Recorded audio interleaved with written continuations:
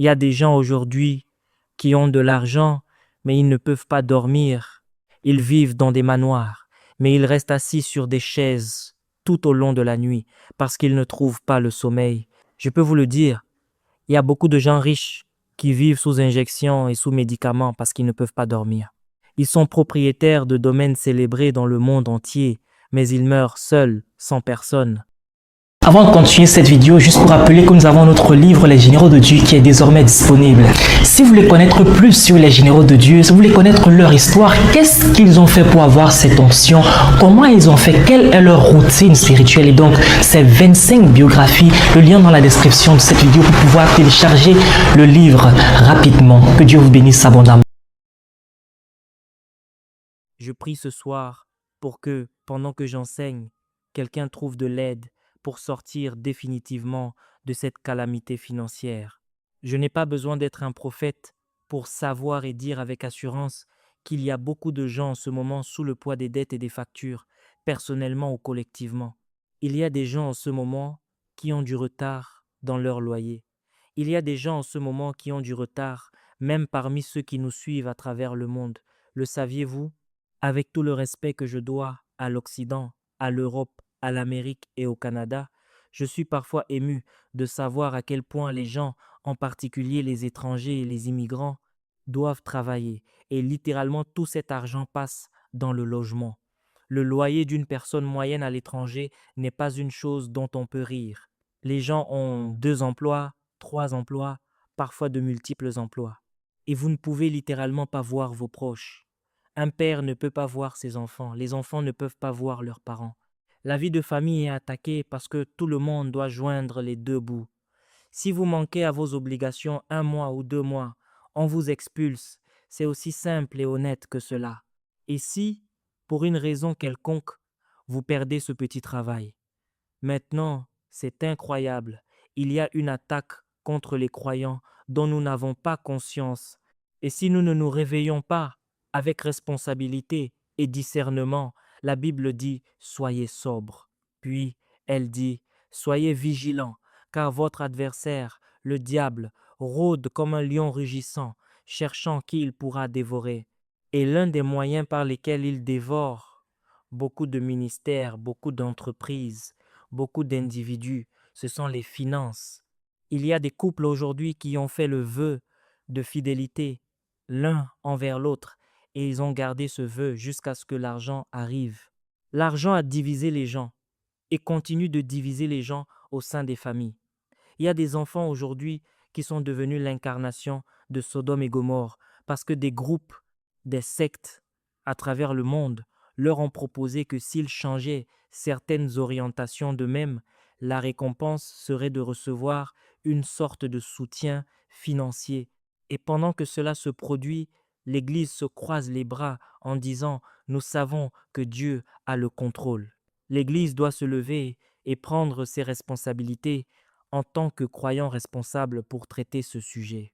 Il y a quelques changements radicaux de mentalité que je veux voir se produire en vous ce soir, alors que nous discutons de ce sujet délicat.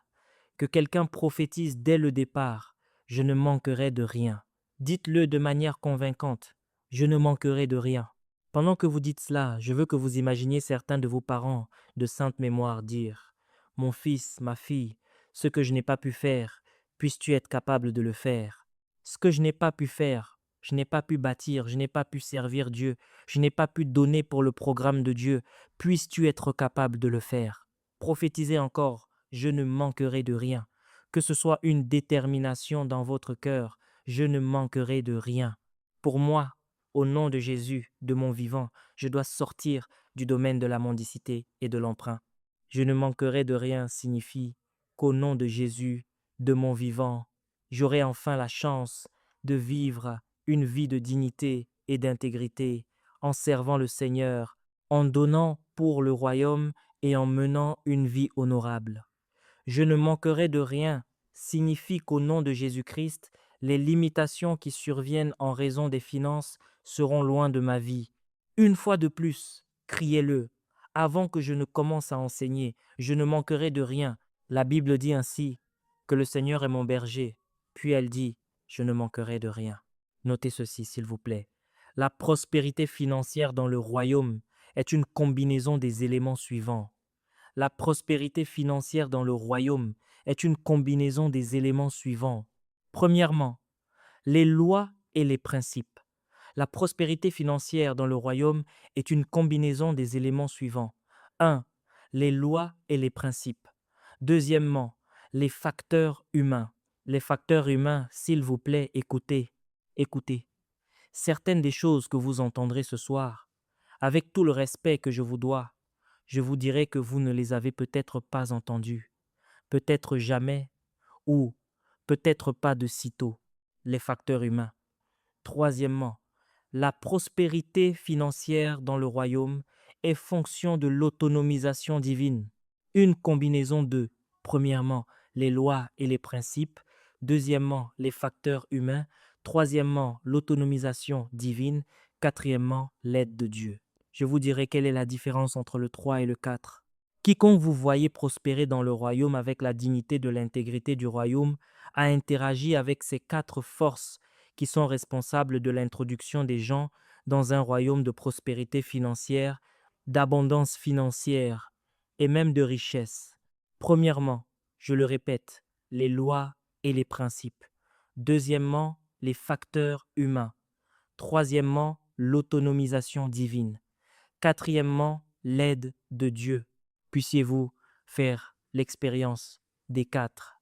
Je vais aller droit au but. J'ai donné un certain nombre d'enseignements sur les finances dans cette maison et nous avons donc déjà un certain nombre de fondations.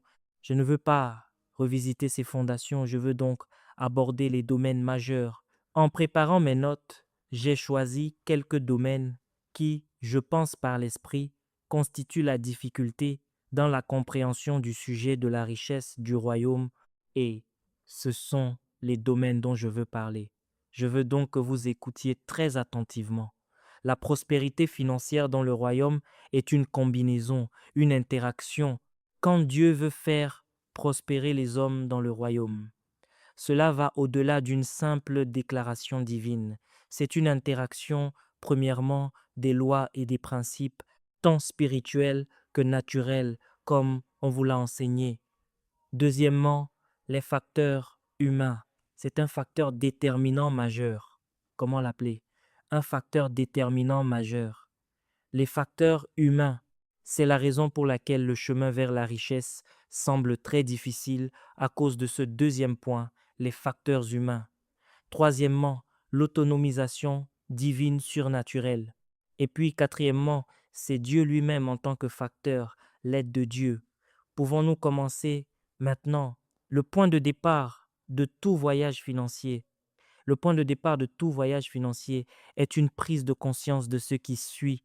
Le point de départ du point A vers les points que vous cherchez à atteindre. Le point de départ, s'il vous plaît, écoutez attentivement, car l'orientation de la plupart des croyants concernant les finances se résume simplement à une affaire à faire et ensuite à des bénéfices à réaliser ou à des investissements ayant un rendement ou à un emploi recevant un salaire ou quoi que ce soit d'autre. C'est une très mauvaise approche, une approche de perdant. Je vous le dis d'emblée. Si vous abordez le sujet des finances uniquement en pensant à ce qu'il faut faire par rapport à ce que vous avez, vous finirez par perdre. Ce n'est pas faux, il y a une place pour cela, mais cela doit être règle sur règle, précepte sur précepte. Le point de départ de tout voyage financier est donc une prise de conscience de ce qui suit. Premièrement, que c'est la volonté de Dieu que vous prospériez financièrement, s'il vous plaît. Écoutez bien, le point de départ de votre voyage financier est la conscience que, premièrement, c'est la volonté de Dieu que vous prospériez. Aussi simple que soit cette affirmation, il y a beaucoup de croyants qui mènent encore cette bataille mentale, cette bataille interne, quant à savoir si, en vérité, Dieu désire qu'ils prospèrent. Et en raison des nombreux enseignements qui circulent aujourd'hui dans le corps du Christ à l'échelle mondiale, parlant pour ou contre le sujet de la prospérité, les croyants bien intentionnés veulent s'assurer qu'ils sont du bon côté. Ils ne veulent rien faire qui déplaise au Seigneur et d'un point de vue sincère, ils veulent être sûrs d'être du côté du Seigneur. Est-ce la volonté de Dieu que vous prospériez? Proverbe 10, verset 22. Tournons-y, 10, verset 22 des Proverbes. La Bible dit, c'est la bénédiction de l'Éternel qui enrichit, c'est la bénédiction de l'Éternel qui enrichit et y ajoute aucun chagrin. Que cela soit votre témoignage. C'est la bénédiction de l'Éternel qui enrichit. Ce mot enrichi n'est pas une parabole, ce n'est pas une métaphore. Riche signifie riche. Cela rend riche et n'y ajoute aucun chagrin. Écriture numéro 2, Deutéronome 8, verset 18. 8, verset 18. Sommes-nous ensemble? Souviens-toi de l'Éternel ton Dieu, car c'est lui qui te donne de la force pour acquérir des richesses. Remarquez, de la force pour acquérir des richesses.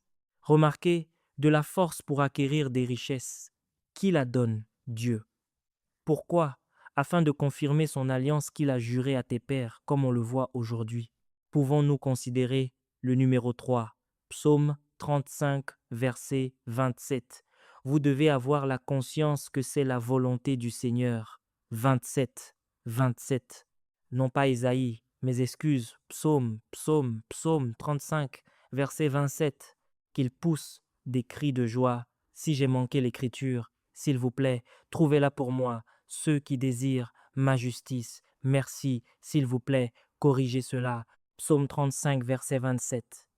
Qu'ils poussent des cris de joie et se réjouissent, ceux qui désirent ma justice. Cela signifie que si vous n'êtes pas de ceux qui désirent sa justice, il ne s'adresse pas à vous. Puis il dit, et qu'ils disent sans cesse, que l'Éternel soit magnifié, lui qui prend plaisir à la prospérité de son serviteur. Est-ce dans votre Bible?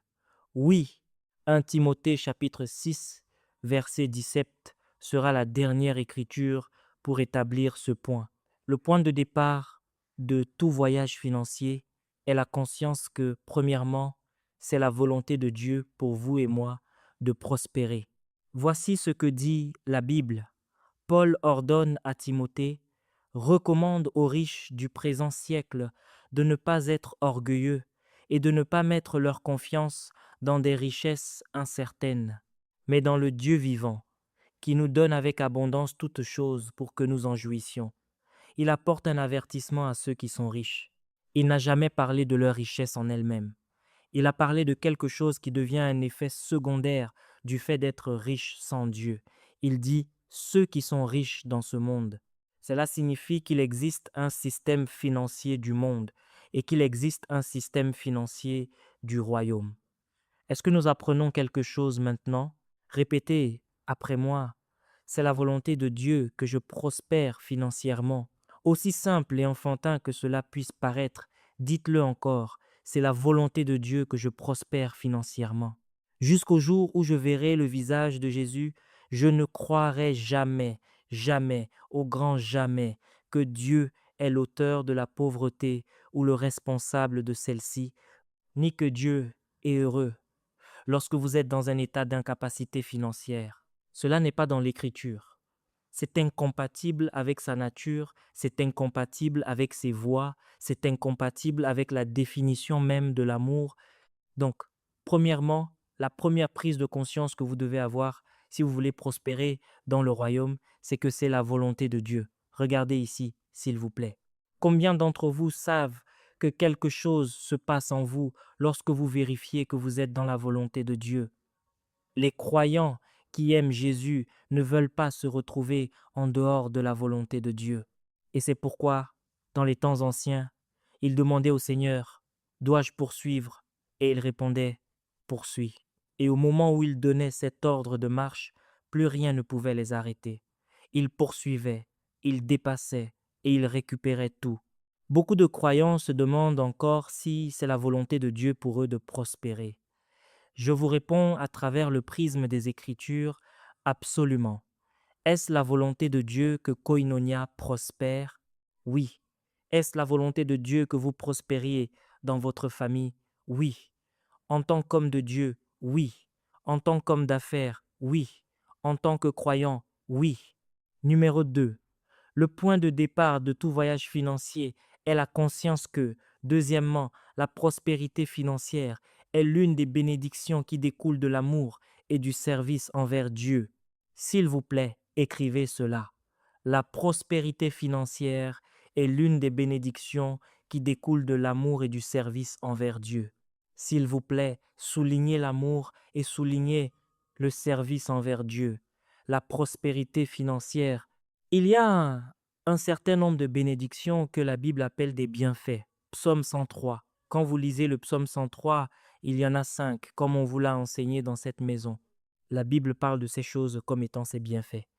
Donc, la deuxième orientation que vous devez avoir comme point de départ de votre voyage vers une richesse durable dans le royaume et par Dieu, c'est de comprendre que la prospérité financière est l'une des bénédictions que l'amour et le service envers Dieu apportent. La bénédiction qui accompagne le fait d'aimer Dieu et de servir Dieu. Job 36, verset 11. Job 36, verset 11. S'ils obéissent et le servent, ils achèvent leurs jours dans la prospérité et leurs années dans la joie. Dites Amen, Amen. S'ils obéissent et le servent, l'une des choses qui arrivait au peuple de Dieu chaque fois qu'il désobéissait à Dieu, c'était qu'il souffrait sur le plan économique.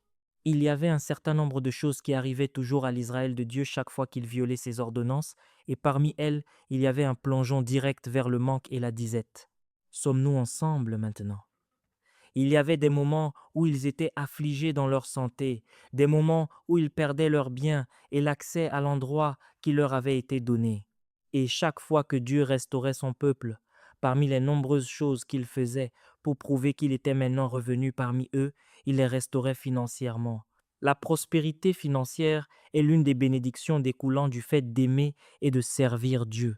Je vais dire quelque chose qui va vous déranger, mais c'est la vérité. Montrez-moi un chrétien qui aime sincèrement Dieu de tout son cœur. Montrez-moi un chrétien qui sert Dieu sincèrement et qui est toujours fauché. C'est qu'il y a quelque chose que ce chrétien ne fait pas correctement. Si c'est bien le Dieu des cieux que vous servez, sommes-nous ensemble?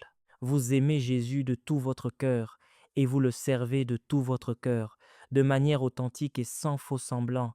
Il est impossible de passer votre vie dans la douleur financière, sauf si vous avez violé la liste mentionnée précédemment, l'ignorance de ces lois, le fait de ne pas avoir pris en compte les facteurs humains, le rejet volontaire de l'autonomisation par Dieu ou le rejet de l'aide de Dieu.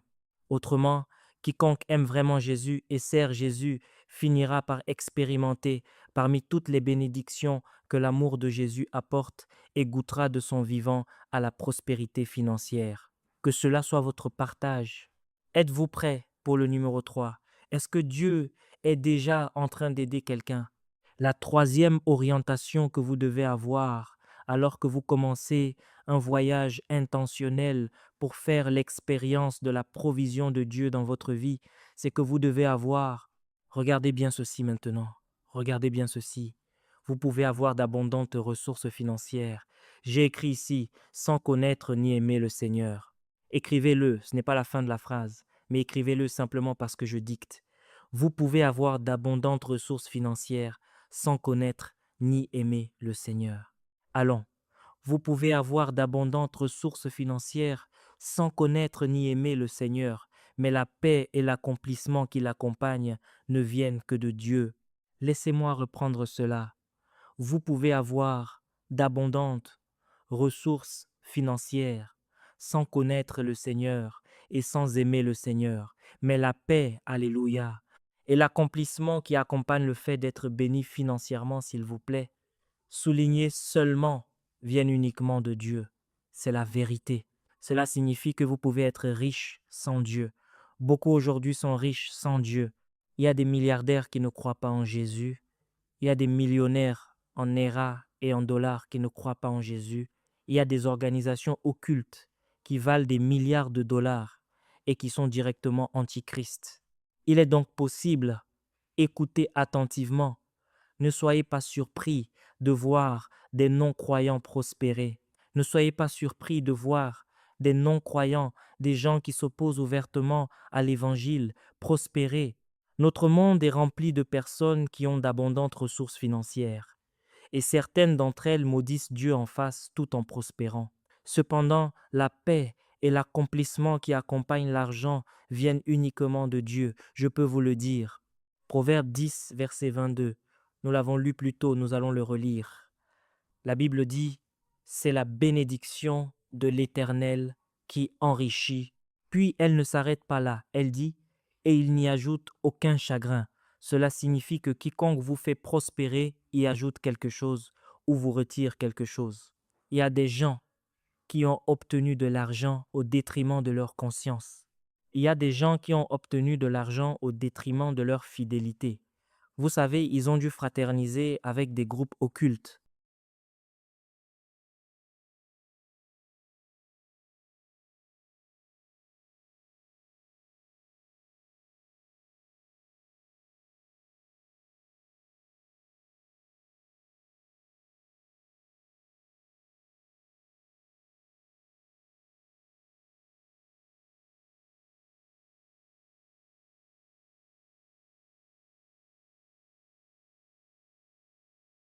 Il y a des gens aujourd'hui qui ont de l'argent, mais ils ne peuvent pas dormir.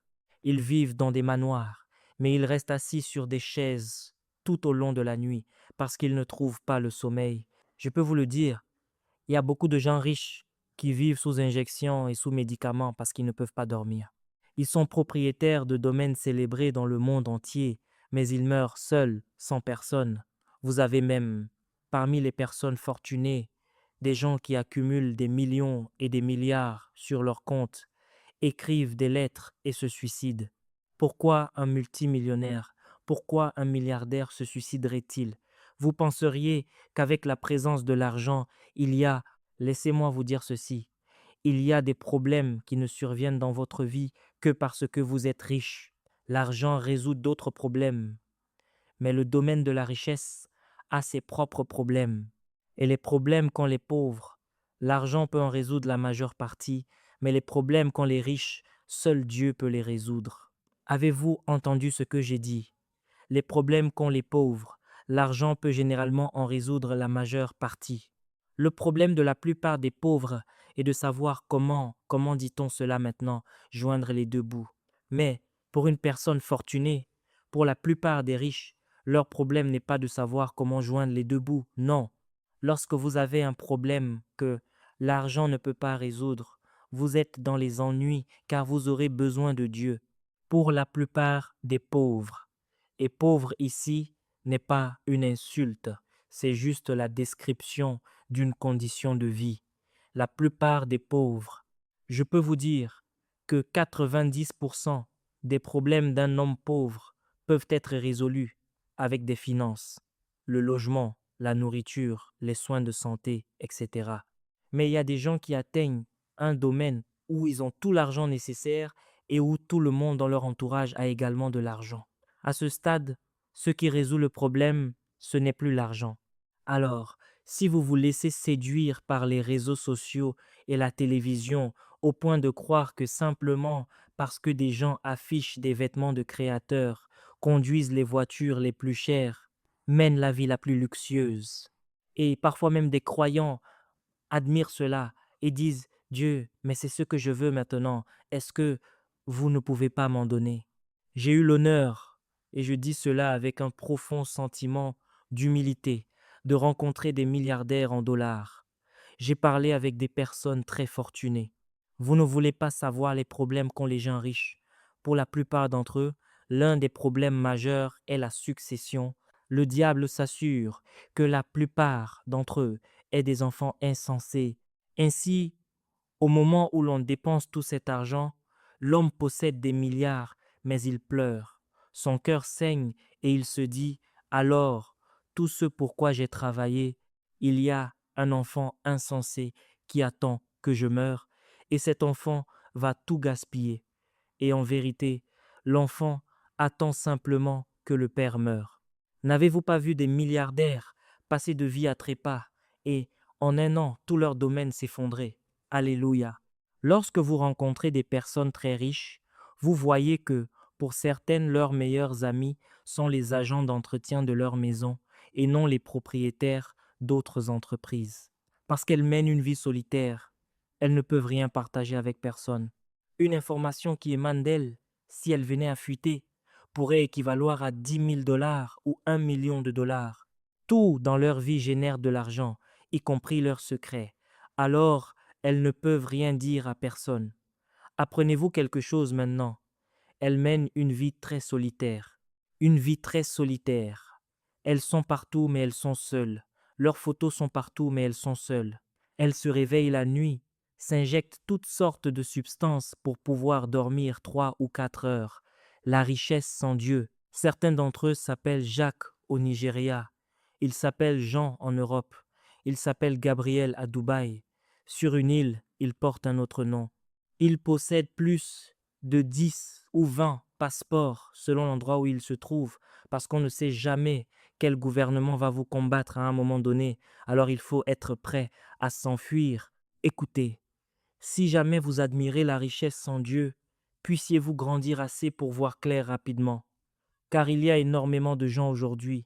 J'espère que vous savez que les riches ne sont pas des anges, ce sont des êtres humains. Ils ont des problèmes. Ils ont des problèmes. Salomon s'est retrouvé dans cet état. Lorsque Salomon est devenu riche, la sagesse l'a rendu riche. Mais lorsqu'il est devenu si riche, il était solitaire. Il a essayé 700 épouses, cela n'a pas fonctionné. 300 concubines, cela n'a pas fonctionné. Il a dit, confessant ses propres péchés, il a dit, tout ce que mes yeux ont vu. Savez-vous ce que cela signifie? C'est une grande personnalité qui avait ce problème, je ne sais pas comment on l'appelle. Tout ce qu'ils voyaient, ils voulaient l'acheter. Ils ont dû embaucher un gestionnaire pour contrôler ses désirs. C'est une histoire vraie. On lui disait, Monsieur, je sais que vous avez l'argent pour cela, mais en avez-vous besoin?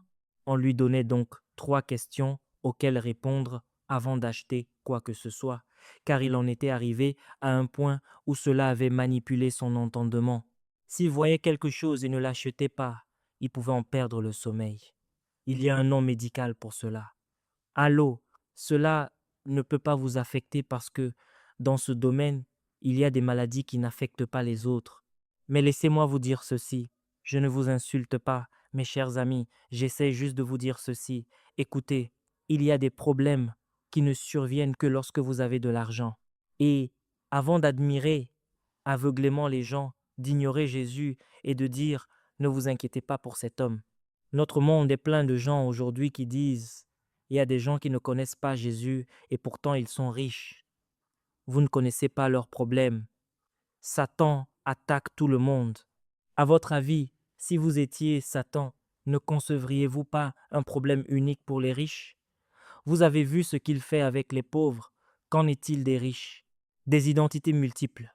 Certaines de ces personnes que vous voyez ne peuvent pas dormir. La paix est une chose que l'argent ne peut pas donner. Il peut créer un environnement, mais voici ce que Jésus a dit dans Jean 14, verset 27. Nous établissons le 3e point.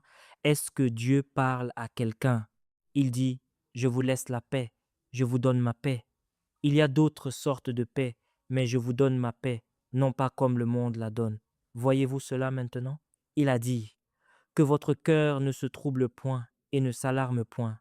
Mesdames et messieurs, vous voulez commencer votre voyage vers les finances, sachez simplement que si vous venez à Jésus juste parce que vous voulez gagner de l'argent, vous serez déçus. Car vous verrez sur votre chemin des gens qui ne respectent pas Jésus et ils continuent d'avoir de l'argent et de terminer leur année ainsi. Il y a des gens pour qui cette année sera la plus rentable en affaires et ils ont détesté Jésus encore plus entre janvier et décembre. Leur haine pour Jésus s'est multipliée, tout comme leurs bénéfices. Alors, comment expliquer une telle chose? Si jamais vous voyez un homme riche sur terre qui est devenu riche et a rejeté Jésus, sachez qu'il y a un vide dans le cœur de tout homme que seule la dimension de Dieu peut combler. Avez-vous entendu cela? Il y a un vide en chaque homme. Dès lors que vous venez de Dieu, par Dieu, et que vous êtes sur la terre, il y a un vide que l'argent ne peut pas combler. Il y a un vide que des vacances luxueuses dans des hôtels de 5 ou 7 étoiles ne peuvent pas combler. Merci d'avoir regardé cette vidéo. N'oubliez pas de télécharger notre livre Les Généraux de Dieu pour davantage connaître l'histoire de ces généraux de Dieu. C'est plus de 100 histoires inspirantes, 25 biographies à l'intérieur. Que Dieu vous bénisse abondamment.